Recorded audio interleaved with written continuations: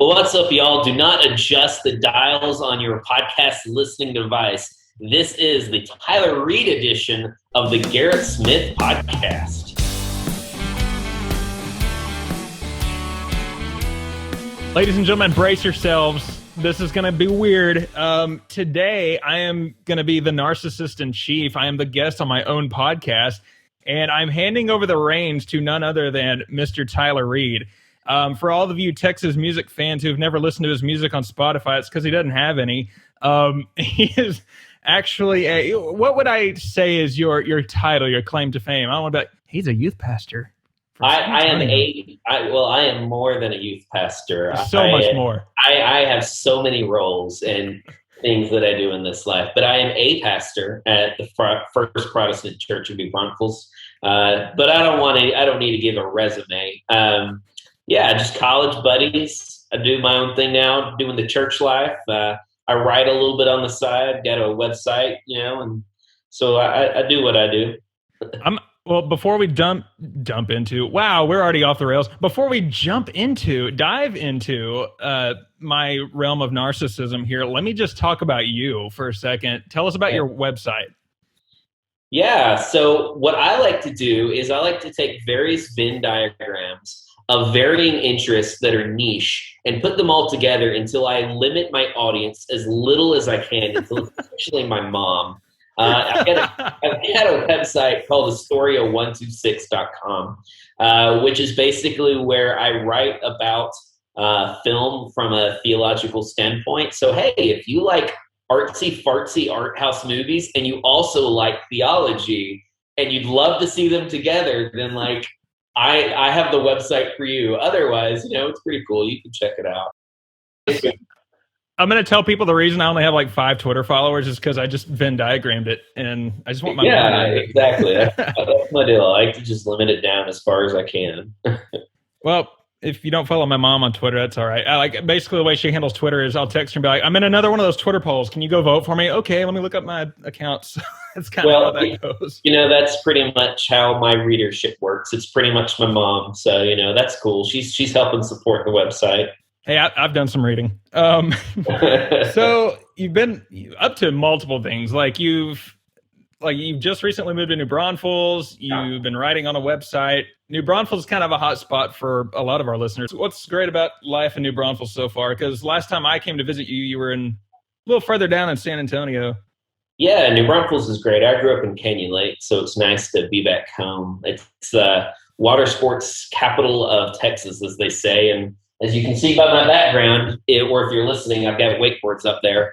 That's kind of one of my biggest passions. So that's awesome. But what I didn't know until I moved back was what a capital of Texas country music it is. I've got several kids in my youth group who know Cody Canada, have met Wade Bowen. I've just kind of seen Cody Canada around town randomly. I don't say anything. I'm like, hey, that's good. There's just a lot of those guys who live here in town and then a little bit out in the country around Wimberley and different areas. So it's the place to be with Green Hall and Whitewater Music Amphitheater and a couple other places. When COVID's over. Yeah, I know. My first show I ever played was in New Braunfels, actually. Yeah, that's right, the Phoenix Saloon. Phoenix Saloon. Shout out to Stephen James. And I have not used the soundbite in a while, so we'll have the Stephen James soundbite, and I'm sure that'll come up again at some point. But I already lost my spot. This is not good. Folks, I still have to read a script because I'm stupid.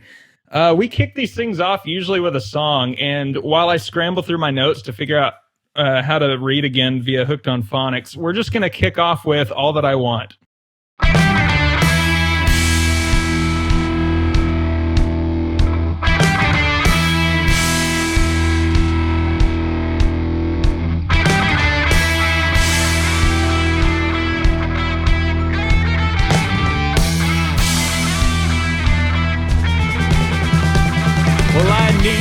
Up early and I need to take a shower, and I need to work all day and night just to climb that corporate ladder, and I need to pay my taxes, and I need to fix my truck, and I need to be more patient when the city road's backed up. And I need to make some phone calls, need to finish that report. I need to get right out of here before I land myself in court. Cause all that I want is to drive a truck and to get the heck right out of here. All that I want is to drive a tractor and shred some weeds in my John Deere. And all that I want is a green roof cabin with a gun case and guitars. All I want is a loyal guard dog on 100-acre yard. I wanna go right off the grid and have some fun. I wanna do what I want. Well, I need to check my email, and I need to pay my rent, and I need to fix that faucet, cause it's leaking out again. And I need to eat more healthy, and I need to take a run, and I need to pay my bills, but that just don't sound like much fun. And I need to pay attention when this meeting runs too long. I need to twist my own friends' arms just to get them to hear my own damn songs. But all that I want is a motorcycle to rev it up and get out of here. All that I want is to drive a tractor and shred some weeds on my John Deere. And all that I want is a green roof cabin, a whiskey cellar, and a cheap cigar. All I want is a loyal guard dog on 100-acre yard. I wanna go right off the grid and have some fun. I wanna do what I want.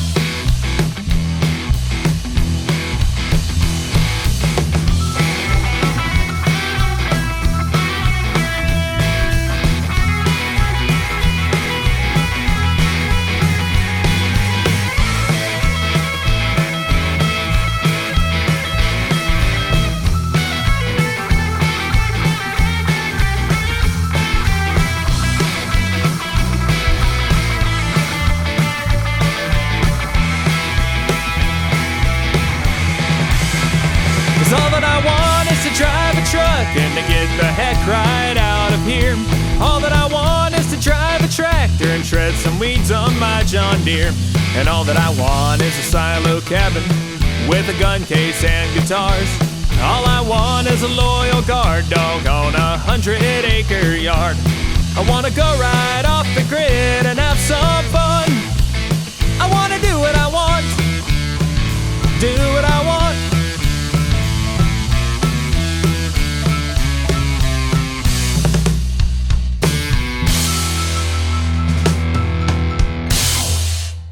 Okay. Folks, we're back. We've learned how to read. Crash course. So this is really cool. I've really enjoyed watching your career rise. When did that happen? Yeah, well, it's people may think you get humble beginnings now, but I've seen even more humble beginnings. This is true. I was shocked when I first heard that you wanted to go down this route, and so I'd love to hear you kind of talk about your beginning, but so I can let everyone in on my side of things. My first concert for Garrett Smith was back in the day in these apartments at UMHB. He didn't bring, it wasn't country. He wouldn't bring out a guitar or nothing and sing around a campfire. He'd bring out a keyboard, and they were all Flight of the Conchords-esque comedy songs. My favorite being about a ghost and someone wanting to love that ghost. Since you have a church job to protect, I'll tell that one. There was this girl that I kind of liked, and so a couple of my roommates and I wrote a song about how dumb her boyfriend was, and then they broke up, and I took her out the next week. It's really not as cool as it sounds. It was a really stupid song, and we ended up writing a few more, and we were too lazy to make our own dinner. We'd write a quick song about it, send it to her, and she'd come cook dinner for us. Well, we kind of stopped doing that for a while, and we had a roommate who got extremely intoxicated one night and got a ride home. And on the ride home, decided he wanted to stop off at the cemetery to participate in relations of the sexual nature with ghosts in the cemetery. Well, he didn't remember any of that. And instead of being like a normal human and just telling him what he did, we wrote an entire song about it, performed it on a piano. It was soft and melodic, and he was so confused. He's like, "Who is that about?" We're like, "You, dude." And so he wanted us to send it to him, and we tried to Bluetooth it to his phone, and instead we think it went to the RA's apartment. It went to some random apartment nearby, and we have no idea whose phone that went to. Well, don't sell yourself short. It was a truly hilarious song, at least in my recollection. And I still want to see you play it at some show. It just confused everybody there. Maybe you know how was it? I don't think it wasn't Wade Bowen. It was Robert Earl Keen and somebody else did something called the Stryker Brothers, and nobody knew who it was. And we just need to have that's what you need to do. So I mean, from the cathedral. Yeah, exactly. So you were in band in high school, right? And you did these goofy songs on the keyboard. But what made you go, you know what? I want to start a country band. Well, let me first give a cautionary tale to all the people out there. So I grew up at a very, very competitive high school, to where even if you were going to do something nerdy and dorky like speech and debate or chess or band, the expectation was, okay, you're cool as long as you destroy some other school at it. Like, you are expected to just dominate. And so we did. Like, we had there were a lot of basketball, football players, baseball players in our band. It really wasn't frowned upon to be in band. And then I went to college and I told a couple of people, yeah, I was in band, and they looked at me like I was an idiot. And I was like, oh, now that I'm looking around at some stuff at other schools, I realized. So I was a tuba player, so I learned the whole bass thing early. And we kind of played this game where if we were going to get PE credits for being in band, we wanted to make it athletic.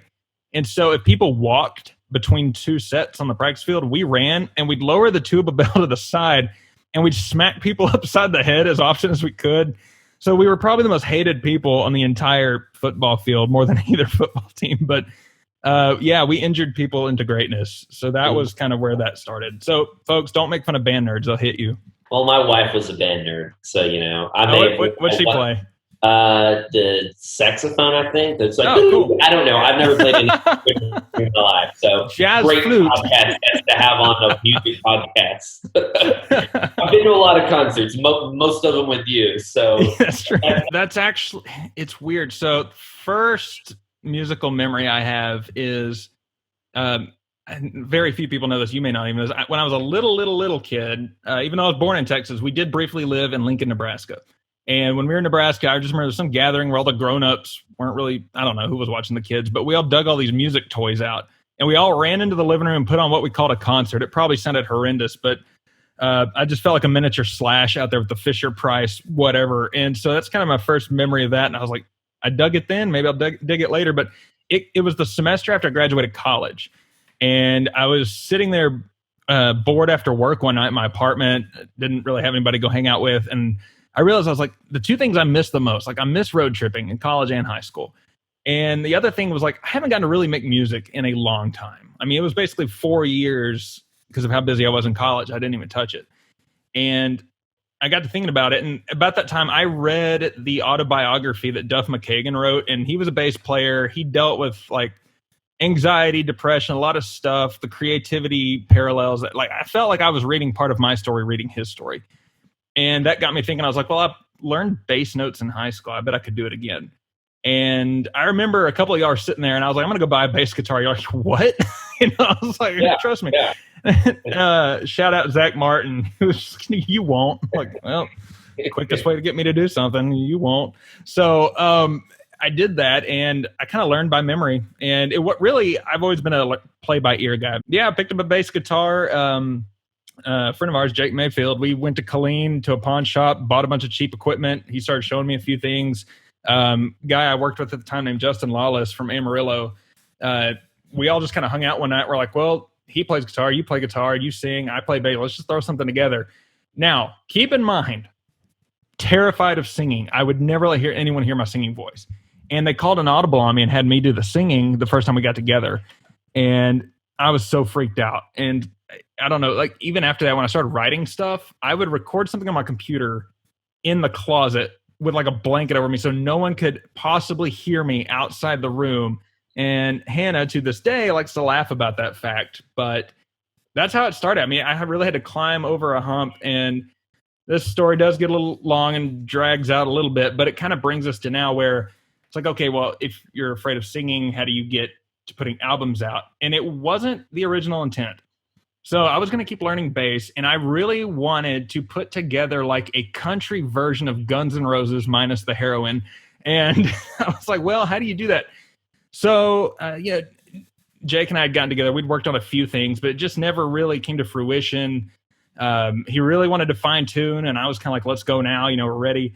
And so on and off, he and I would try to put something together. And over that time, I would start writing songs. And finally, I built this collection up. I'm like, well, are we going to do it or not? And I don't know. Mine were starting to lean more rock, his were more country or bluesy. And it was a good combo, but eventually with us living in different towns, he's like, okay, well, it's probably just not going to work. It wasn't like an argument or anything. It just didn't work. So then I reunited with a certain other friend of ours who is, how we say this, just an animal. I mean, the dude is like CrossFit Central, better looking than all of us put together, doesn't like to admit it, but the guy can sing. And finally, after talking about it enough, I kind of coerced him into trying to sing some stuff. And I brought up the rock songs. He started kind of trying some stuff out on it. And it was pretty cool. And then the dude just up and moves to California out of nowhere. So I'm like, well, I'm back to square one. And I tried with other people and nothing clicked. And I finally just, like, it was getting frustrated. I didn't know what I was going to do with it. And by this point, it's a few years after college. I'd been trying for a couple of years to put something together. And this all kind of runs together as a story that I believe we're going to bring up later. But this guy comes back eventually. He lets me know. He says, hey, this woman I'm with in California says it's either California with me forever or Texas. Take your pick. Well, he was on my doorstep the next day saying, yo, man, let's go watch some football, We all heard that story and we're like, you just lived a country music song. And that's it. I remember I was on the phone with you. You're like, that's a country music song waiting to happen. And I believe my reply was, it kind of already is. So that day I had already put together this little jingle and I was like, hey, I want to get your permission. I don't want to like step on your toes here, but what do you think about making a song out of this? He was all for it. So Back from California was one of 3 songs that was written in one weekend. That weekend, saw Back from California Saturday morning, started that one at a tailgate party. And then that night we went to Northgate and this guy was like scorched earth rebound mode. I don't think I had a bar hopping experience like that in college. Like this guy, he would announce us when we walked in. No one knew who we were. He would throw his arms up and be like, shots, and just like start buying shots for people. And I mean, he goes up to the bar in the dry bean, that really thin Northgate. He's like, where are all the tins at? And just starts bringing shots for everybody. So the night's going crazy. We go up to the rooftop bar at the corner, and this girl walks by, and she's kind of eyeing him. So he turns around, kind of winks, takes his cowboy hat off, puts it on her head, gets another girl's number at the bar while this other girl's taking selfies, goes back and gets her number and takes the hat back. And I told him, I said, all right, when we put a band together and you're the singer and I'm the bass player, you're going to do that. And he goes, yeah, bro, like I've already got it planned out. I'm going to have a lasso. I'm going to like rope a girl and bring her to the stage and then she can have my hat. And so I was like, dude, I just found the Axl Rose of Texas. He's a wealth of story. He really is. You don't have to spend much time with him and you're like, man, that's a great story. That could be a song. Oh, there were so many times in college too, where it was like, we get backed into a corner. I'm like, I'll talk trash. I don't care if we get a fight. This dude will take them all out. And then, heaven forbid, he ended up leaving. I was like, oh crap. So yeah, that all happened. So We Go Hard, Dirty South, and Back from California were all written in one weekend. And keep in mind, 2 of those are the dumbest songs on any of my collection. But We Go Hard is actually the one song I've never played live. I've never played it ever. I've decided when I feel like my career's gone far enough, I'll do it. But anyway, so then he up and leaves again. And I tried with a couple other people and got so mad one day that I was like, I hate singing. I'm terrified of it, but I'll do it myself. And a couple days later, I saw an ad on Facebook, Revive 45 Studio. It was like a grand opening deal, $75 a song. So normally $75 won't even get you a reservation at a studio. So I called and I was like, dude, I've got some stuff. I'll come in and do it. So I walked in with a bass guitar and nothing else. And we recorded out at the dance hall. And then we had a good time. It was with a guy named Johnny Philp. Johnny was a real cool guy. Jackie Chrisman is the name of the woman who owned the studio. Both just great folks. And Johnny and I had a really good time. He's like, hey, come in. Don't tell anybody, but we'll cut you this rate to do a few more. So the very first EP I put out was at that studio. And It was all fine and good. I was real self-conscious about putting my voice out there because I didn't know how to sing and I didn't want anyone to hear it.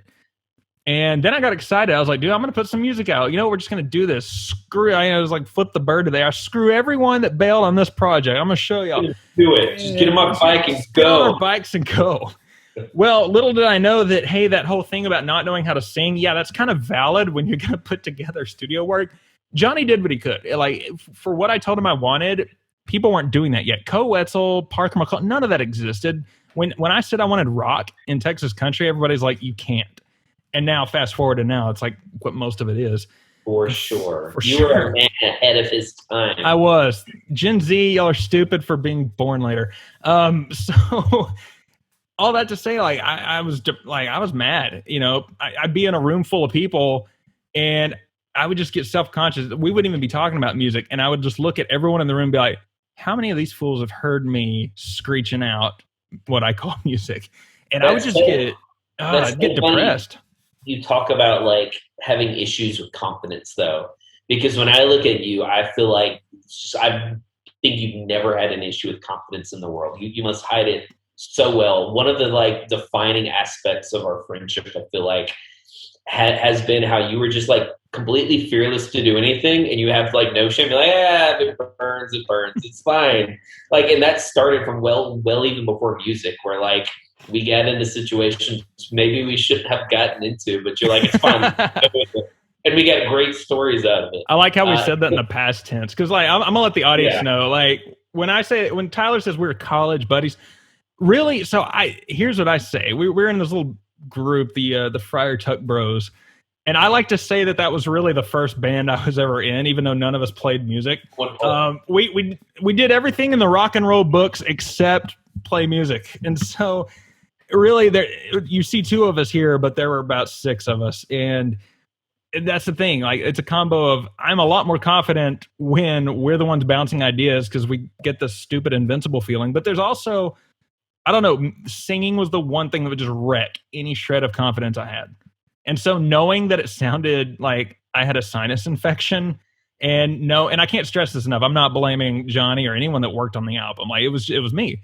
And I hated that. Like, it was just kind of like, man. And so it takes a lot of money to go and redo something like that. And so when I realized it was time to put new music out this past year, I was like, no, I'm going to put this money into going and doing it right, because I was introduced to Stone Creek Studio a couple of years ago.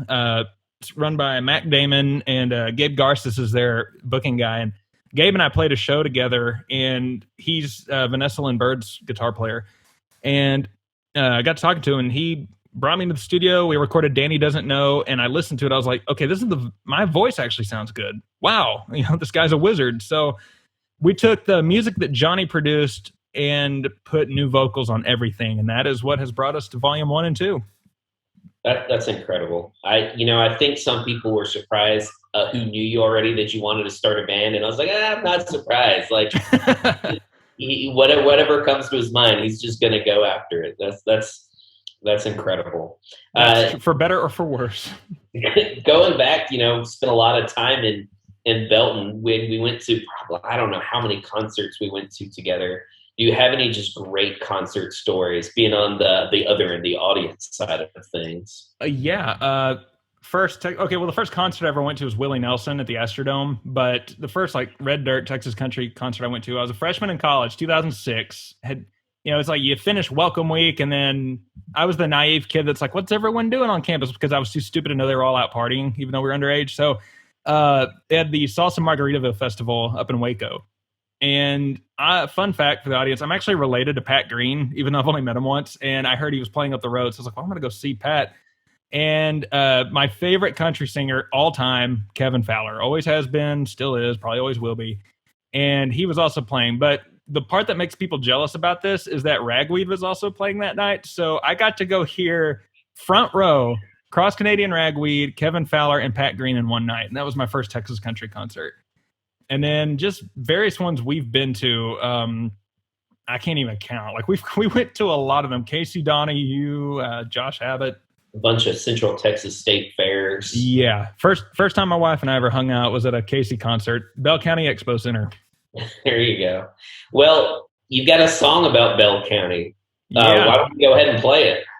See, I may just let Tyler keep this podcast and I'll retire. Like, that was the smoothest segue I've ever heard. And we are going to play Bell County Breakdown.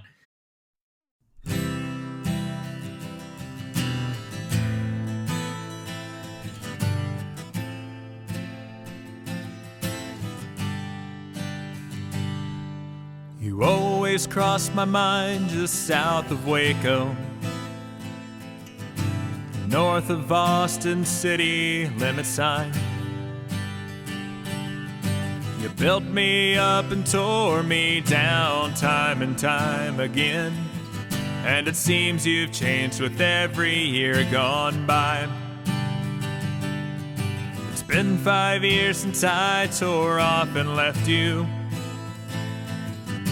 and did my best to fade away. And now you say you want me to come back again, but tonight I just have one more thing to say.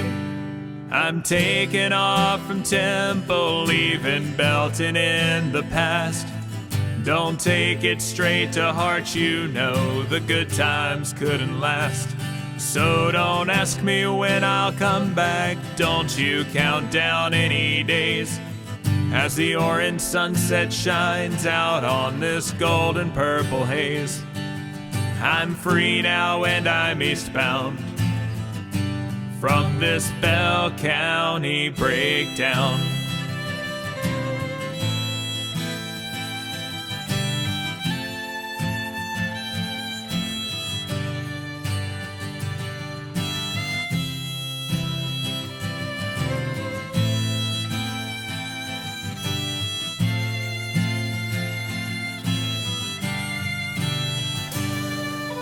Drove by our old house we used to live in, where the music played and everything was right. You and I, we knew these good times had to end, so don't ask me if I'll stay the night. I'm taking off from Temple, leaving Belton in the past. Don't take it straight to heart, you know the good times couldn't last. So don't ask me when I'll come back, don't you count down any days, as the orange sunset shines out on this golden purple haze. I'm free now and I'm eastbound from this Bell County breakdown. We've gone our separate ways and you know we'll meet again, but nothing can take the place of the way it was back then. So I'm taking off from Temple, leaving Belton in the past. Don't take it straight to heart, you know the good times couldn't last. So don't ask me when I'll come back, don't you count down any days, as the orange sunset shines out on this golden purple haze. I'm free now and I'm eastbound. Every now and then I'll come around, but I'm free now and I'm eastbound from this Bell County breakdown.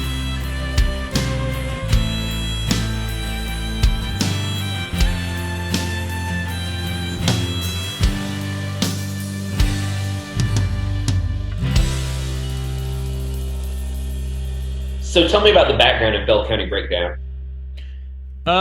So a few years ago, I've lived here like 3 times. The first time was college. I left in 2010. I had all these plans to take over the world. I did not have plans for music. I was going to go to grad school at A&M, and I was going to go work in politics. Well, I ended up accomplishing most of my goals in the first year and didn't necessarily like it. Didn't end up at grad school yet. Ended up back in Belton until Hannah could graduate. And so that brought me back here another year and a half. And I worked a rough political job. And by the end of that campaign, I was like, you know what? I'm not into campaigning like I thought I would be, and I'm just ready to be out of Bell County. It just felt like it was an era that had passed. I don't know, like I love my friends and everything, but I didn't want to just keep rehashing the same things over and over and over again. And so we left. We ended up in College Station, and every time somebody would call us, say, "When are you coming back?" Because like every week somebody would call, "When are you going to come back?" And finally, I was like, "Look, it's over." Like I'll visit when I visit, but we're in different places now.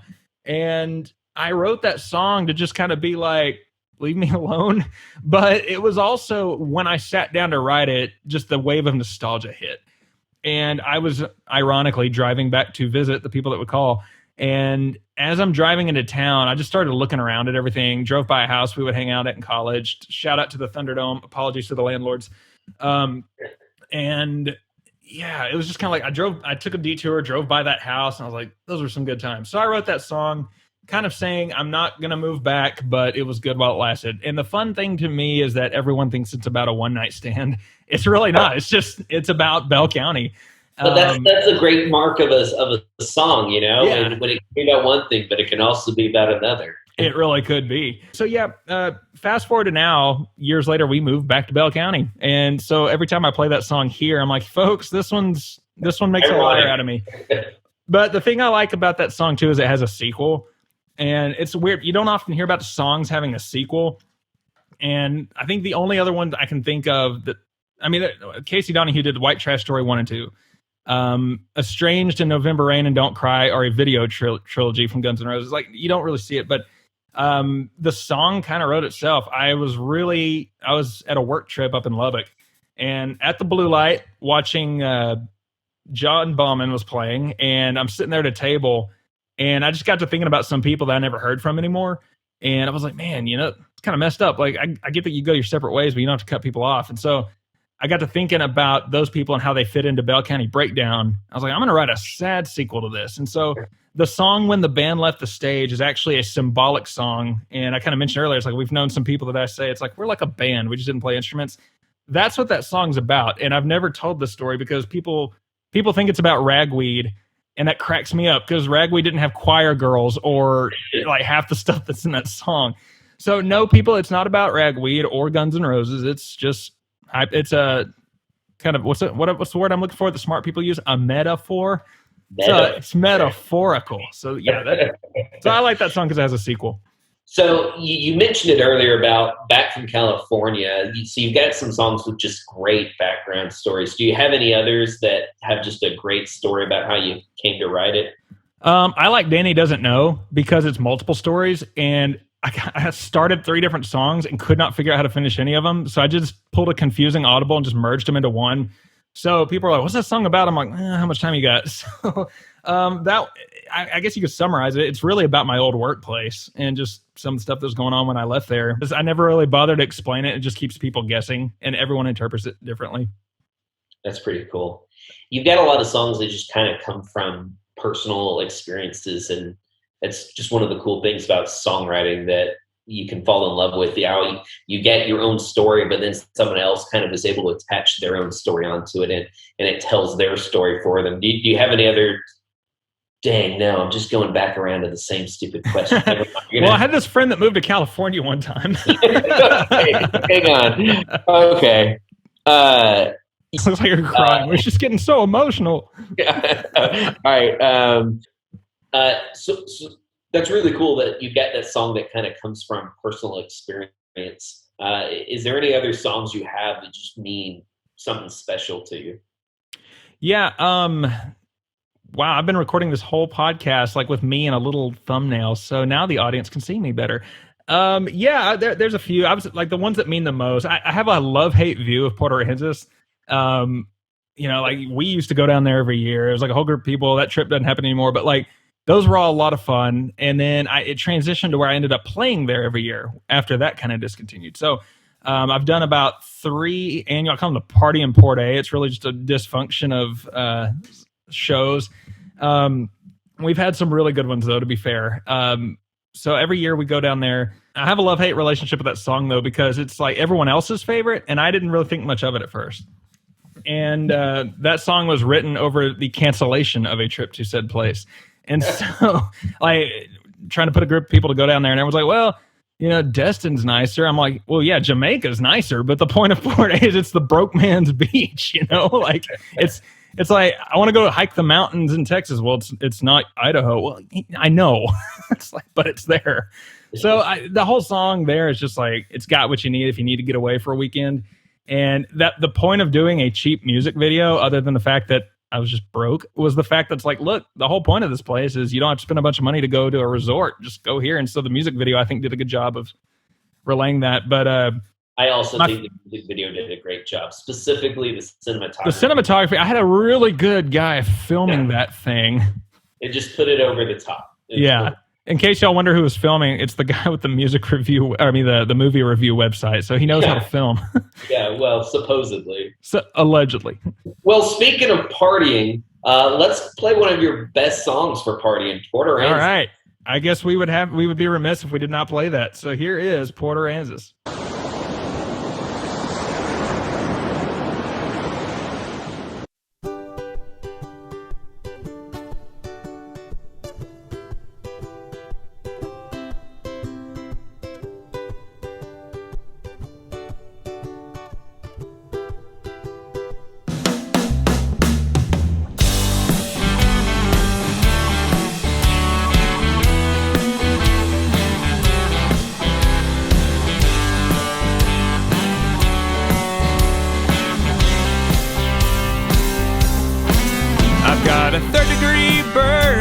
The Texas sun, a jellyfish sting right on my buns. Been waiting several hours at La Playa for my food tonight. My friends gave up and went their separate ways for fancier spa and some bigger waves. The fish won't bite, but everything in my life is right. 'Cause a bad day in Port Aransas beats a good day anywhere else. Like my old worn out beach house, I don't need a nice hotel. And now I'm sitting in the white sand with a cold rum in one hand and a fine woman burning in the sun right next to me, and life is good.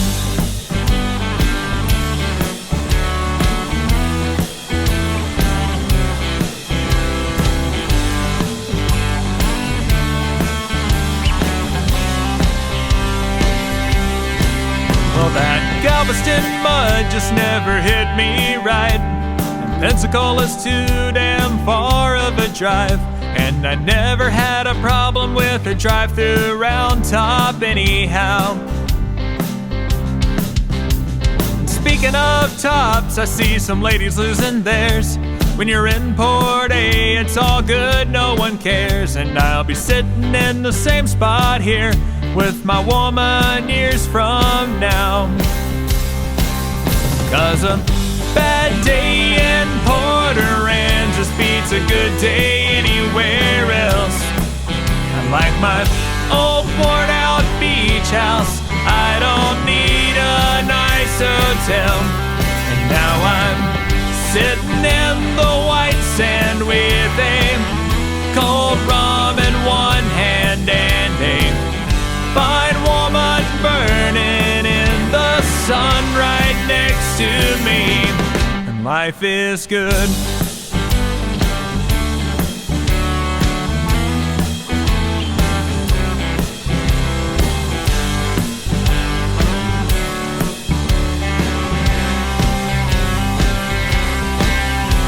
So pop you a top and light you a smoke, grab you a guitar and tell us a joke, and we'll keep this campfire burning strong till the crack of dawn. 'Cause a bad day in Port Aransas beats a good day anywhere else. Like my old worn out beach house, I don't need a nice hotel.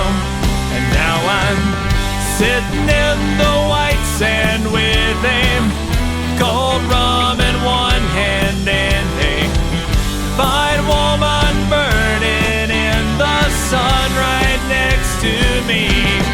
life is good.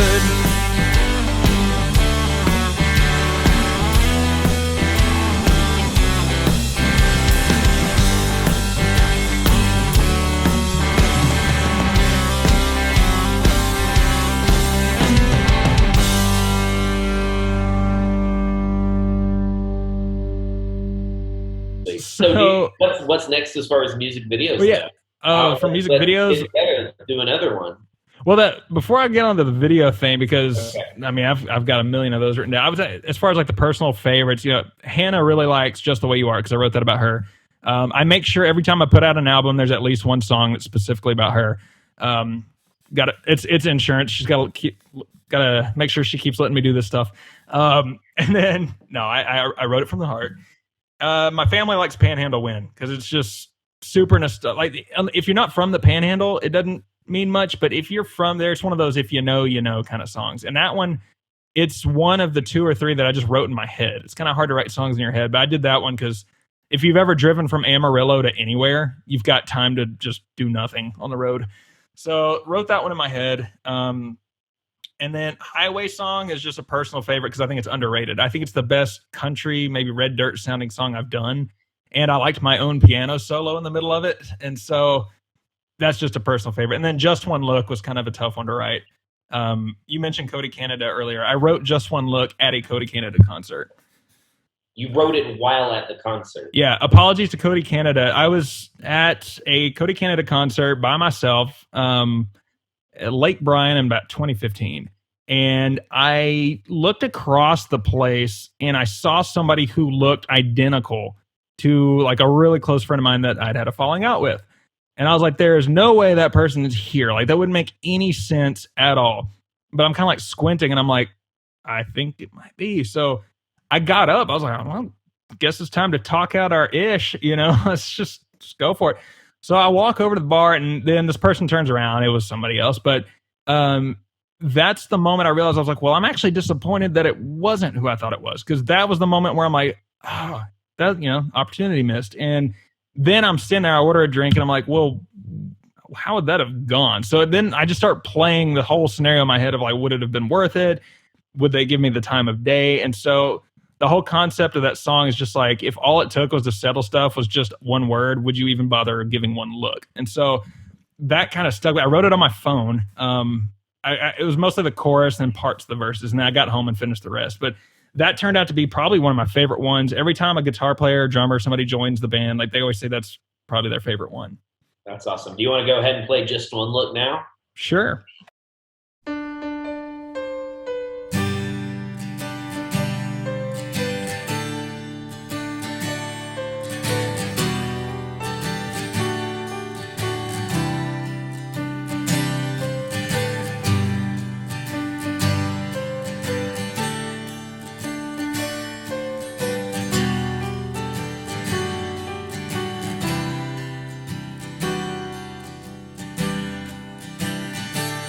I was taking it easy like I do nowadays, watching the show in a loud, crowded place. And as I was walking to buy another round, saw a face that I swore could be yours in the crowd. And just for a moment, it came back to me, the joy and the pain, the love and misery. And part of me wished it was you in a way, as I wondered just what I would say. Would you give me one day to take back the pain, like we should have done back when we had a say? Would you give me one dance to ask how you've been? Would you just turn around and walk away once again? If one word was all that it took, would you give just one look?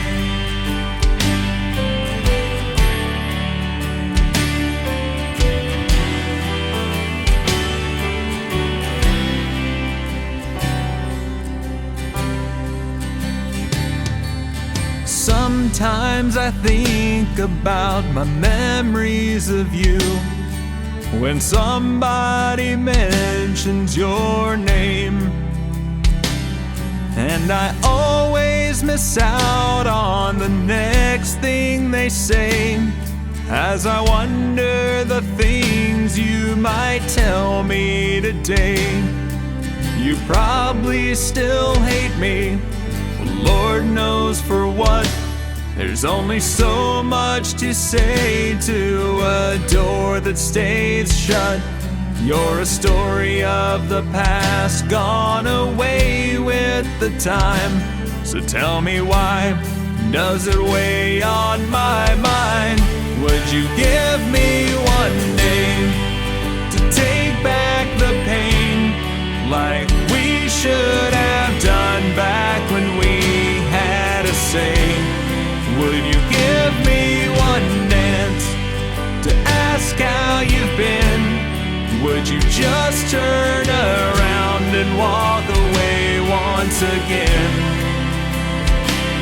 If one word was all that it took, would you give just one look?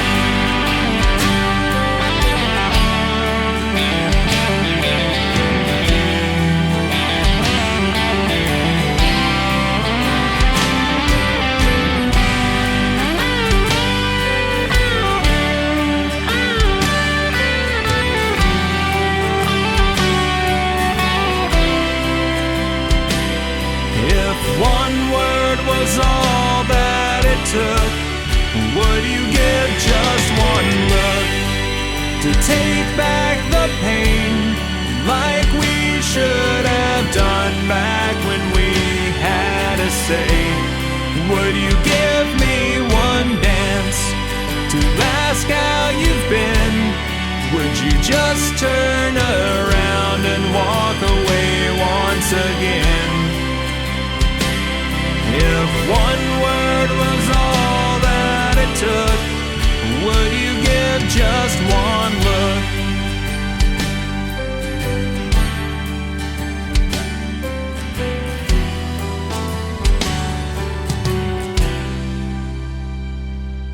So you mentioned the filming the Port Aransas video earlier. Yeah. You know, and once again, let me just add the cinematography. The cinematography. I can't. I know this is about the music, but the video, you know, it made you a little bit famous on Instagram, I feel like.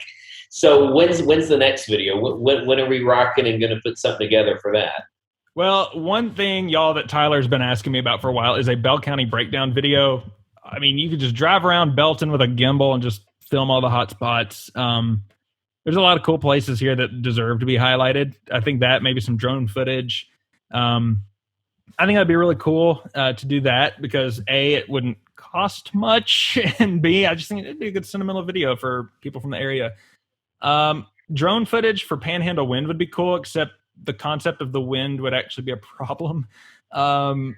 Rodeo is the one that I've had a storyline in my head for a while. I was watching a news report where this bar manager was he seemed like a real nice guy, you know, just talking to the interviewer.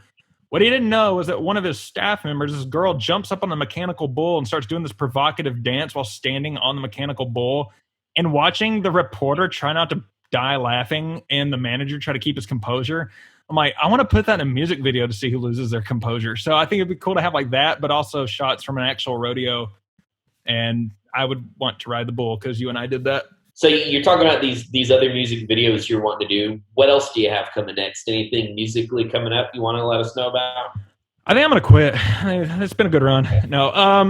Well, obviously getting volumes 1 and 2 out. I've been advertising a little bit, starting to really put it out there. This next week, I'm going to be advertising pretty heavily, getting Port Aransas to radio as the single, really promoting these songs. Because to me, when I first heard the newly done tracks, it was like hearing them for the first time.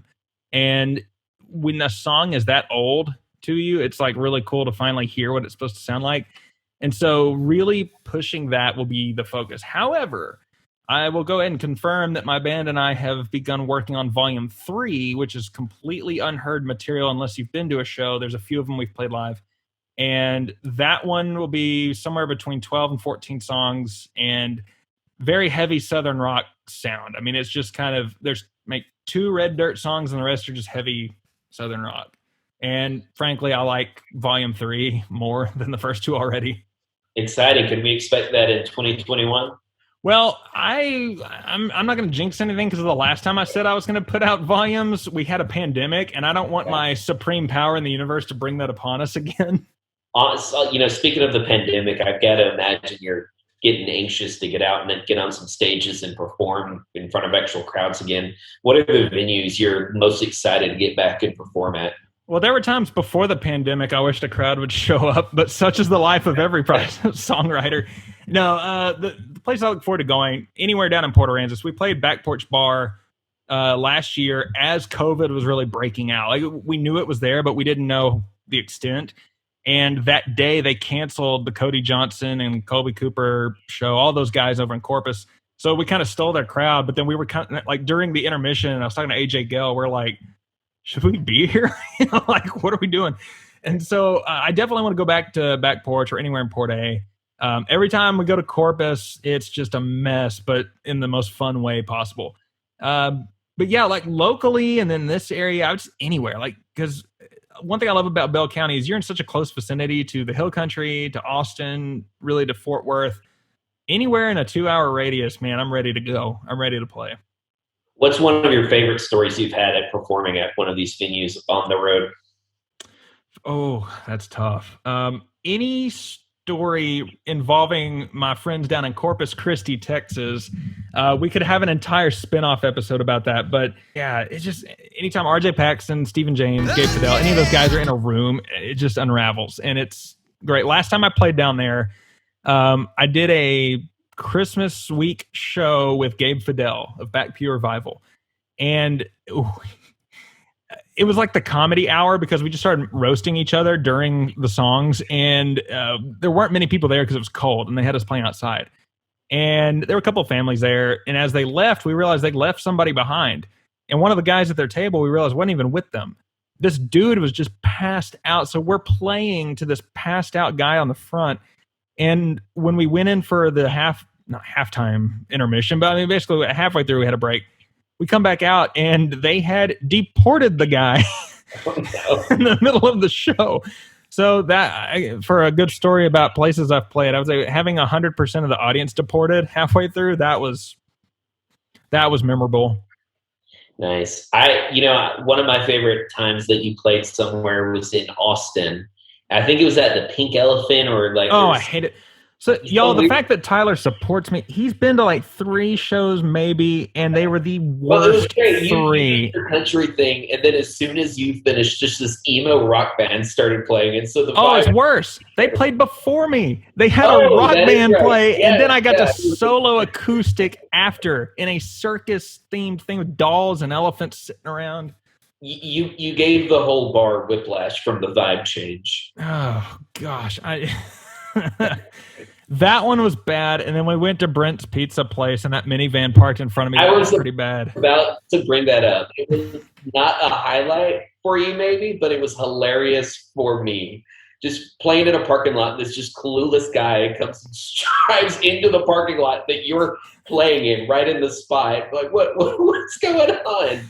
Y'all, I'm sitting in like a lawn chair playing to like the lawn of people, and this van just parks right in front of me and just blocks me off. I was like, I guess I'll keep playing. But yeah, you've been like to the worst 2 or 3 shows I've ever done. I don't even know if I'd call them shows. It was more like a acoustic refresher.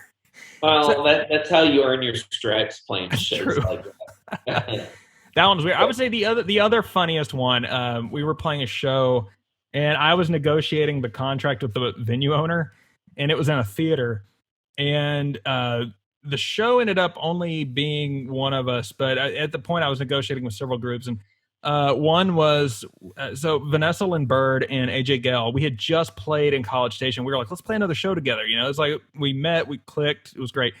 And so I start lining up the show, and when I'm explaining the deals of the contract to them over the phone, it was like I sent them a text. It was kind of like, okay, well, yeah, well, we're going to get paid a certain amount, but we're going to get paid more for everyone over 50. So, I basically said, here's how many tickets they have, and then we'll get paid an additional amount for everyone over 50. Well, spell check's a good thing because I put an L instead of a P and said we were going to get laid by everyone over 50. And I sent that, and like, we're all super close friends, but at this point we had just kind of met. So I was like, I just sent that to Vanessa Lindbergh. Like, hey, you're going to get laid by everyone over 50 in this theater. And so she's like, why are we getting laid by senior citizens? And I was like, we're all confused. I'm like, no, more than 50 seats. Oh, and no, I didn't mean that either. So it was just a whole communication mishap. But one of the things that since you started playing, you've exposed me to is this kind of whole other realm of Texas country guys. They're the big namers that we all kind of learned and went to their shows in college. But through this show and through your concerts, people like AJ and Vanessa, who I would never heard of, but just absolutely incredible talent-wise, they're right up there with everyone else. Were these some of these names who you've had on your show and you've done concerts with?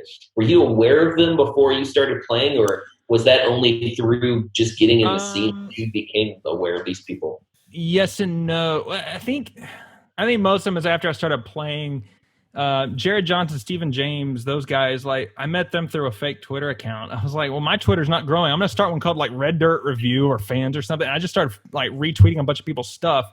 And I think I had been in a tweet with them. I just put random people together. And every time I had recommended follows, I'd follow them too. And the algorithm just started introducing me to people. A lot of us met over social media, like AJ, Vanessa, all of us. We met Twitter, Instagram, all that kind of stuff.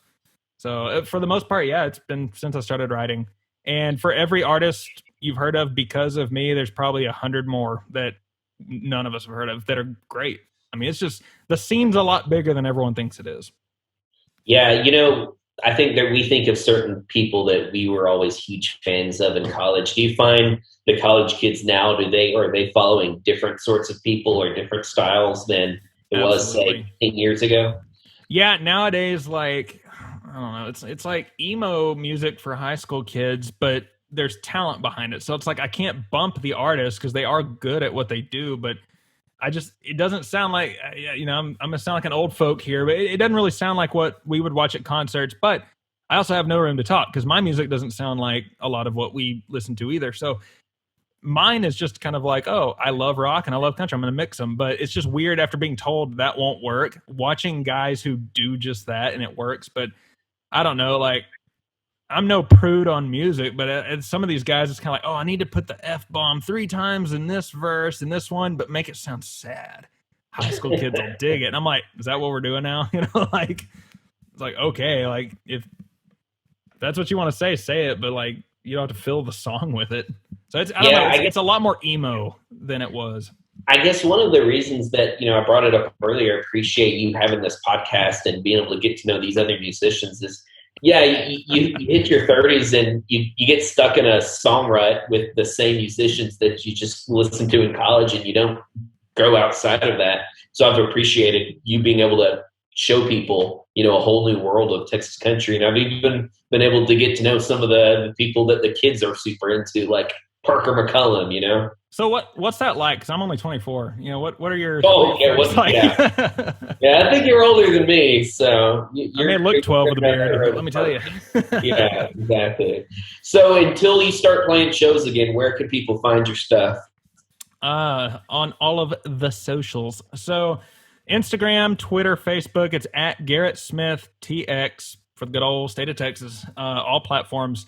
I actually threw a parlor out there just to see if like people would like flock to my music. That was a fun week. You have to give up your like social security number and everything. No, like I can't even log in to like delete it now though, because I'm probably on every watch list. SoundCloud, Reverb Nation, Deezer, probably LimeWire, giving your computer an STD out there. Google Play, Apple Play, all that kind of stuff. If it exists, my music's there and it's on it. But I will say, folks, when Volume 1 and 2 come out, I am unpublishing everything that has been put out so far. So that stuff is of a limited time only. All right. Well, you want to move on to the big 3? Yeah, let's do this. When I think of big 3, I think of Tony Parker. Tim Duncan and Manu Ginobili, but we've got another big three here. Speaking of getting old. Yeah, no, well, I know they're all gone. All right. Hey, I laughed when James Harden left the Rockets and they're like, hey, let's go win like 5 or 6 games in a row. I'm like, okay. It's Ewing theory. It's kind of Ewing theory come to life. The famous Bill Simmons sports theory. When you lose a toxic star, your team comes together and somehow plays better because they're happy he's gone. I had that theory a few years ago. I mean, I was way ahead of this, like, I'm over Harden thing. Like, yeah, he was great for us, but like, it was a few years ago. D'Antoni had him just chunking the ball from half court during a playoff, like a game we should have won, and just blew it because it was like, no, three. I was like, this ain't gonna work. Like, let the man go. Both of them. Well, hopefully your Houston rebuild will go better than my Spurs has. It's not y'all beat us the other night. Yeah, well, y'all don't have anybody, so that doesn't feel good anymore. Yeah. All right, so question number 1. If you could we're going to start over. Words are hard. I'm about to elaborate. If you could collaborate with anyone out there, who would it be? I've always thought like a whiskey song with Kevin Fowler and Bree Bagwell would be awesome. And I told Bree that when she was on the podcast. I was like, I think it'd be cool. But if I had to just pick one artist from any, like, who's out there to this day, I would pick Izzy Stradlin. The guy is like the opposite of a fame seeker. I mean, he tweets once a year and then deletes it. He follows he follows 2 of the Rolling Stones. That's all he follows on Twitter. And it's not even like it's not even Mick and Keith. Like, he's just super low key. If you look at any Guns N' Roses song, he was actually the one that wrote it. So I'd probably just like go write a song and then like go surfing or biking or something with him. Have you gone surfing? Never. Okay. But if Izzy Stradlin was like, let's go surfing. Well, there you go. Well, I hope that it will go better than I knew where this was going. You could ride a dirt bike. PSA, folks, don't start your friends on a racing bike if they've never been on a motorcycle.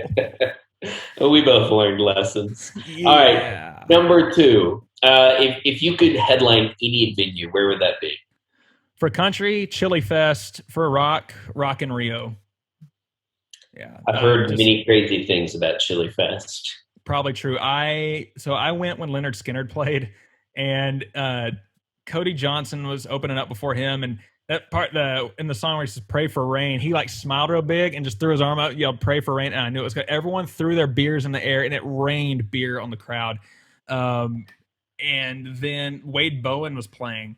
My sister was hosting an event at Baylor the next day where Wade Bowen would also be playing, but it was like a gospel event. And then at Chili Fest, they were passing a refrigerator over the crowd, and they threw it over the fence or something. And then they ripped down a tree for no reason, and they just started passing this tree over the crowd. So I texted her, I was like, I feel like your Wade Bowen experience is going to look a little different than mine. But Chili Fest would be awesome. Plus, 90% of the people there are Aggies, or at least pretending they are. So it would be cool to just kind of have like, all right, I have something in common with everybody here. Rock in Rio would be cool just because you could have nothing in common with them, and they're just crazy down there. Well, my dream venue for you would be Whitewater Amphitheater, a hometown thing for me, and that place gets wild after these guys have been out in the river all day. That is more likely than, if I keep this up, it's more likely than the previous 2 I mentioned, so we'll see. True. Man, I one time took a girl on a date to a ZZ Top concert there. Great Christian girl. The mom thought I was wonderful and was like, oh, great influence. He's going to be a pastor. And then there were middle-aged women flashing the crowd at there. And I never got another date. So, that we really went for the opener, which was Casey Donahue. The ZZ Top was the headliner. We figured we'd stay and check it out. But you had a good time. We did. A bunch of strung-out old biker people. It was great. All right, question number 3. What is the funniest or craziest story you can tell from your music career so far? Oh, man, I kind of jumped the gun on this one with the theater communication and then any corporate show. So funny story, when we were in college, we knew this guy who dated this girl who was always threatening to leave him for Kyle Park. And this was during Kyle Park's claim to fame, that 2010 era. And a friend of ours, and this one I will name drop, a guy by the name of Coach Jugs, said, well, you just need to convince her that Kyle Park has something severe like we're like, dude, that's messed up, And, the joke kind of went away. Well, then this girl, pulled a fast one, left the guy, jerk move. And as a retort, Coach Shuggs says, all right, new plan. We have to warn Kyle Park that she has. And so we made a pact. And when you make a bro pact, I mean, it's there. So after Hurricane Harvey hit, I was in the VIP room, though I was definitely not a VIP, just meeting people at this benefit concert. And who should walk in but Kyle Park? And I was like, dude, that's Kyle Park. I get to meet Kyle Park today. That'll be kind of cool. So I start to walk across the room, and I was like, what do I say to Kyle? Oh, no. And so it hits me. And this had been like a decade ago. And I was like, I can't do that. Like, aspiring songwriter, just got started. I'm not going to tank my career by like, hey, dude, guess what? Well, I got in there. I thought, dude, when you make a pact, it's a pact. So it's like, Kyle was real nice. I met him. I was like, hey, man, introduced myself. I was like, look, I'm obligated by a pact with a bro from college to just warn you. If you ever meet a groupie named this, she's got I just like blurted out. And dude, Kyle Parr just like falls back. Like he didn't fall, but he leaned like Matrix back, laughing so hard. And he like slaps me on the shoulder. He goes, dude, I'm going to remember that. And I thought, please don't. Yeah, thanks Kyle Park for being gracious. That was probably the funniest moment. All right, folks, we're gonna do a little thing we've never done here. Tyler's been wanting me to do a podcast with him for like 2 years, and we're talking about maybe doing one. I won't spill any beans on that, but anyone who has ever seen James Corden's Fill Your Guts or Spill Your Guts, he and the guests come up with like impossible questions to answer. And if you answer it, you're good. If you don't answer it, you have to eat what's in front of you. We have here HEB habanero peppers, and we are going to each be able to ask each other 3 questions. So with nothing further ado, who wants to go first? You want to ask me one? You know what? You ask me first. I got to get this pepper thing out of the way. All right. I've been sweating bullets all day thinking about this. All right, I'm going to go with the career category first. There you go. All right. You are a pastor, and I was just wondering theologically, what is the worst sermon your senior pastor has ever preached? You know what? I'll tell you one. I don't even have to keep this one. Here we go. I'll let you decide if it counts. This is okay. Yeah, I can tell it. So we had a candidate for senior pastor. He had to preach the sermon, and everyone had to vote on him. And he did not make it. He missed it by 3%. But he basically just had a campaign speech. I've always wondered why people go to political campaign rallies. It's not really for me. It's just people yelling about what they're going to do for you. And he preached a whole sermon without any verses, just telling us what he would do for this church. And people got pretty swept up. They got excited, but he didn't quite make it. So I guess they didn't get excited enough. So yeah, that's the worst sermon I've ever heard in my life. Well, I'll give it to you. Isn't that like what what's her name? Victoria Olstein was like, when you praise God, you're not doing that for God, you're doing that for you. Yeah. Well, this pastor was very much preaching it for himself. I think I can say that. Awesome. Now I'm scared. All right, your career. You work in higher education. I do. So I feel like you got to work with a lot of smart people. What's the stupidest person or the stupidest thing someone's ever done in working with them? Oh, I'd be glad to answer. I just have to pick from the many. Stupidest thing anyone has ever done that I've encountered in higher ed? Yeah. Let's see. Not to sound like Biden's new press lady, but I'm going to need to circle back because I know I have an answer and I will answer it, but we'll come back. And if I haven't thought of one by the end of these, I will eat the pepper. Got it. All right. What's the next category? Oh, scratch that. I got it. Okay. When I worked for Texas Tech University, I was doing phone calls to let people know that their students had gotten scholarships. And I got a really angry mom on the phone for some reason. I'm like, ma'am, I'm letting you know your daughter got a scholarship. It's a good thing. She's like, okay, but where? I said, Texas Tech University. She goes, yes, but in what state? I go, ma'am, Texas Tech is in the state of Texas. And yeah, that was probably the dumbest moment I've ever encountered in higher ed. That's incredible. Yeah. All right. What's our next category we've got? We've got music. So mine would be, I talked about, I didn't like how my voice sounded when my music came out. How bad did it sound to you when I first put everything out? It's not great, Bob.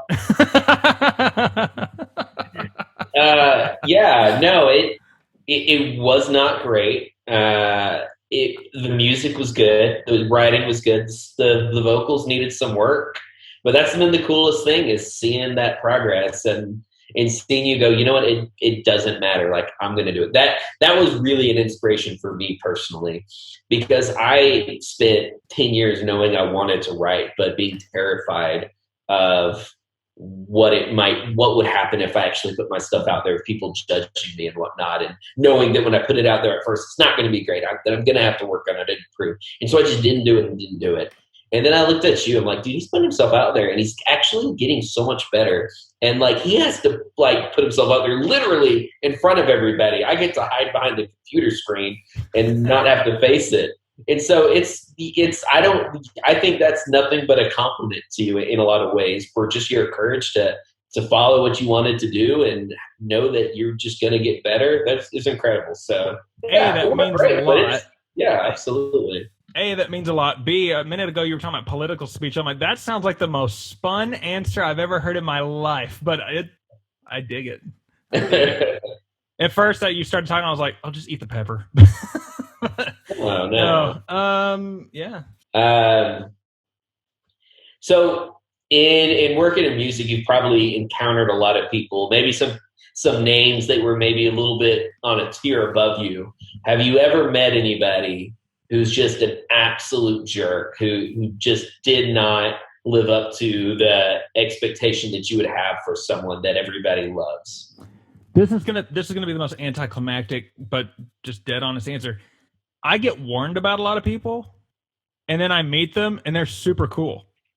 And then I hear from other people, it's like, yeah, they're a total tool to everyone else. So I'm like, well, either they ripped on me when I left the room, or I don't know. But, people have said that about me in the past, and I'm like, I try to be nice to people. So I've met quite a few rather prominent names, and they've always been nice to me. So I don't know. I love it. All right, college questions. All right. I feel like I am going to have to eat a pepper for this one. I do too. I'm scared. This is kind of like if we do a spin-off podcast, this is how it's going to go. All right. So I know of many times in which you had to go see the dean or other higher admin at UMHB. I was just training for my career. Do what? I was just training for my career. Yeah.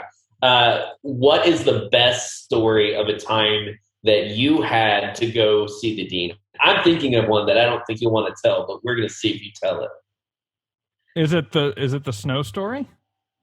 No, I think it's a story about a movie that we hadn't seen. Oh, that went past the dean. That was all the way to the vice president. I'll tell the story if I don't have to say what the movie was. Oh, no, I feel like you got to explain the movie. All right, well. That's a critical part of that story. Gosh, yeah. I'm just like, I'm going to put it in a book eventually. I'm not. Okay. 2021, don't get canceled. Well, yeah, I will go ahead and say, in case anyone's wondering if I did something horrible, I didn't mean to. No, he did not. I got mad about a school in another state, and I said something about that state on Facebook, not knowing there was a movie with the same title that was about highly sensitive issues in our society. And so people thought I was making light of a social issue, and really I just had no idea that there was a movie called this. So when I get a call from the vice president saying, do you think it's funny? I'm like, no. Is that why you called me in here? He informed me that such a movie existed, and now I know. I've gone this far. Folks, don't ever make a blind reference about a movie not knowing it's a movie. If you're wondering how I didn't get kicked out of school, I really didn't know. He was gracious. He said, all right, we're not going to punish you under the agreement that you sit down and watch this. And so we got the DVD and sat down to watch it, but it was like a room full of people, and it's just not really a get together and watch kind of movie. So that was a mood killer. Yeah, I think I tactfully told that story as best I could because I was smelling that habanero, and I'm honestly shocked you told it. do you think that is that cancel worthy? Did I was it okay that I told that? Yeah, I think yeah, I think it's fine. I think it's fine then. I don't know. Well, you best decide. You can't tell it and then not put it in there and not eat the pepper. I already dropped one of these stupid peppers on the floor. Anyway, you know what? I'm gonna leave the story in, bleep out what the movie was and what happened, and all right. Oh my goodness! I hope you have some milk. This was stupid. All right. Well, okay. So, UMHB question, college question. This hurts. A year ago, we had a reunion. On the invite list said reunion was one of your ex-girlfriends. Would you rather... Oh, I'm dying. Would you rather her have shown up or you let Seth Prohaska put you through one of his workouts at local strength in New Braunfels? Seth's wife actually invited me to come out and do that thing. So I need to go to local strength. It's 2 minutes from my house. I'll go with you sometime. We really should. I feel like I've got to get in shape just to show up to him. I'll be a disappointment to him. The last time I saw him, he was like, "How much you been eating, boy?" So when was the last time you saw him? Oh, the last time I saw him, it was when we got together in Austin, and it happened to be Biker Week. Oh, that was a long time. I wrote Rev and Ride that weekend. Nice, yeah. Yep, fun fact. So it's been quite a while. That's when we saw that comedian from the 80s. And Sinbad. Yeah, we ran into Sinbad. Yeah. It was definitely Sinbad. Anyway, wow. I think my tongue went numb. I'm like in Jar Jar Binks mode. Oh, yeah. Yeah. Oh, wow. I didn't really write out how we were going to finish this thing other than a song because I thought my mouth was going to be on fire. And I thought it would be really funny if we just like ran off camera. But well, honestly, that's what I was imagining with me having to run and go get water. But yeah, I escaped all of that. There is a hotter pepper than a habanero. It's not a jalapeno. There's this little green pepper that Los Compadres Tacos in Belton puts on their taco plate. And it is. It is. I love spice, but I'm actually like overly sensitive to it. Like medically. Like there's a word for it. Oh. You're telling me you were willing to die for my podcast? Yeah, I appreciate that. Yeah. So like I'll be eating like spicy foods and I'll be breaking out sweats, just like not being able to control it. But I like keep doing it because I enjoy it, even though like it's more spicy to me than it is most people. That's incredible. Yeah. And at least so that's what this tells me. Awesome. Well, I will finish this thing out with a song, and sometimes I like to close concerts with this song, so I'm going to put my most underrated one, and I'm going to finish this thing out with Highway Song. I love it. I think we should do a spinoff podcast soon. We Definitely.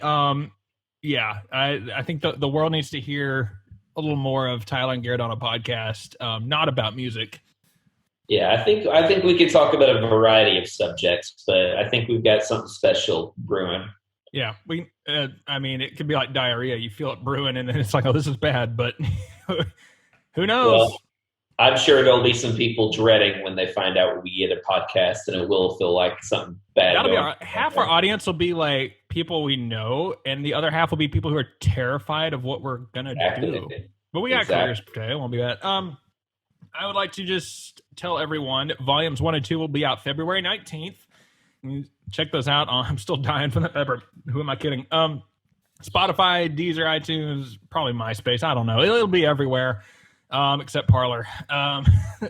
So maybe you can organize a concert at the Capitol on Parler. Look, I just talked about not getting in trouble with other states. I don't want to get in trouble with the whole nation. Yeah. Anyway, Tyler, thanks for doing this, man. I know we've wanted to do this for a while. So yeah, that was fun. I look forward to hearing your remasters. Me too. Well, I mean, I've heard them, but I'm looking forward to y'all hearing them. And since my stomach is about to explode on fire, I will let you go. All right. Peace out, y'all.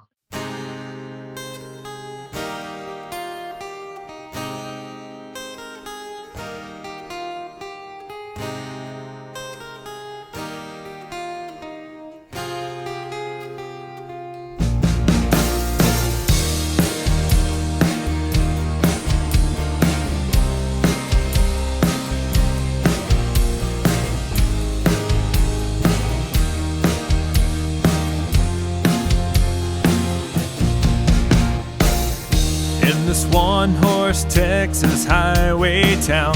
You could always stand out in the crowd, but you always overlooked me every single time.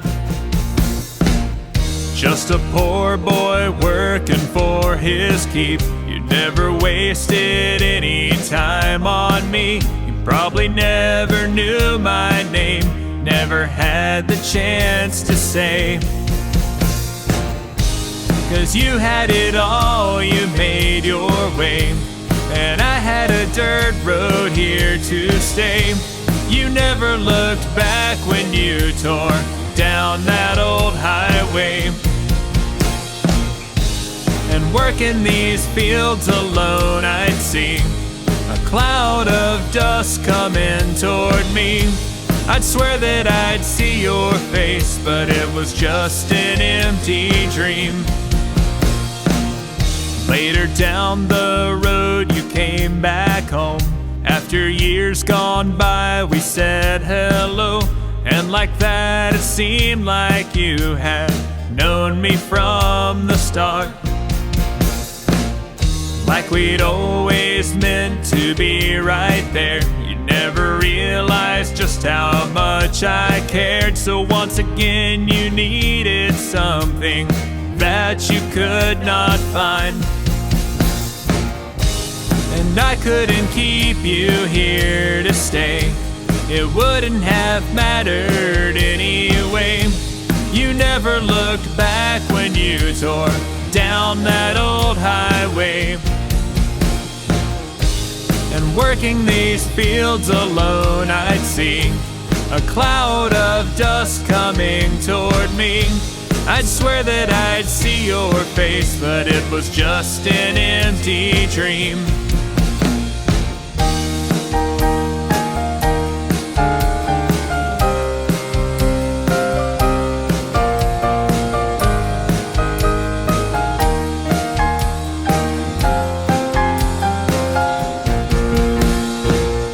Every now and then I think of us, how we'd laugh and how we'd raise a fuss. And I wonder how you are, wonder where you are these days.